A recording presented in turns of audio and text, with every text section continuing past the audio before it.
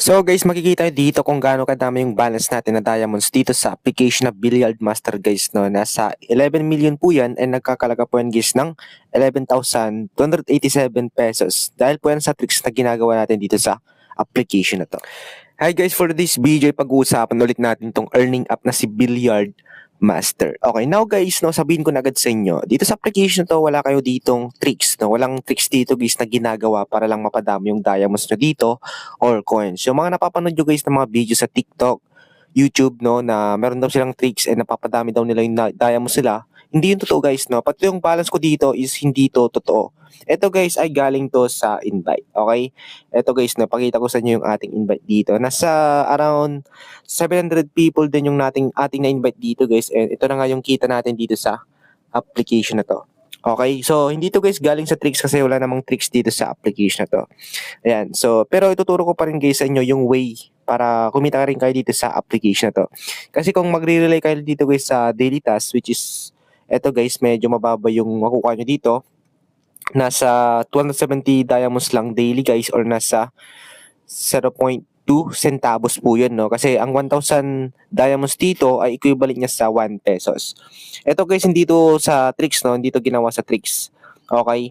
Ito ay galing to sa invite.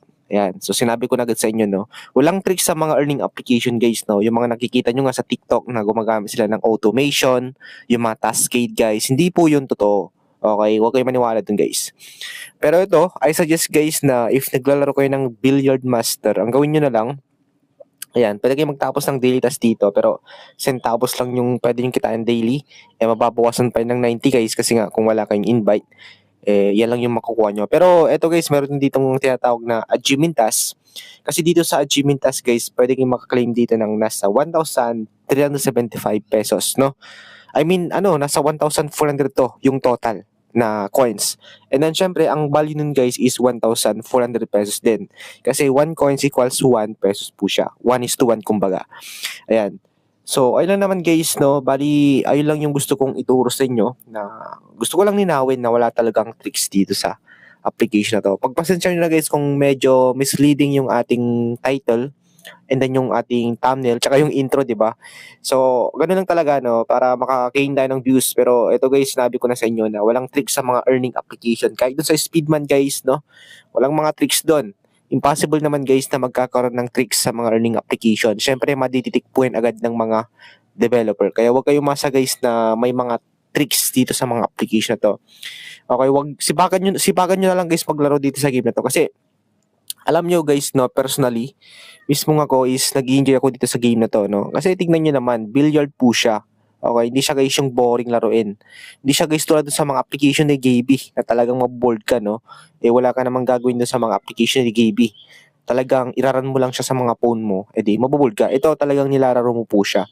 Okay, yun nga lang, centavos lang yung kikitain mo dito daily, if yung sa diamonds. Pero doon naman guys sa daily task kasi, pwede ka doon kumita ng 5 pesos daily. Pero syempre, ayun nga, ang total lang na pwede mong kitain dito sa coins is nasa 1,400 pesos. Okay? Ayun lang naman guys.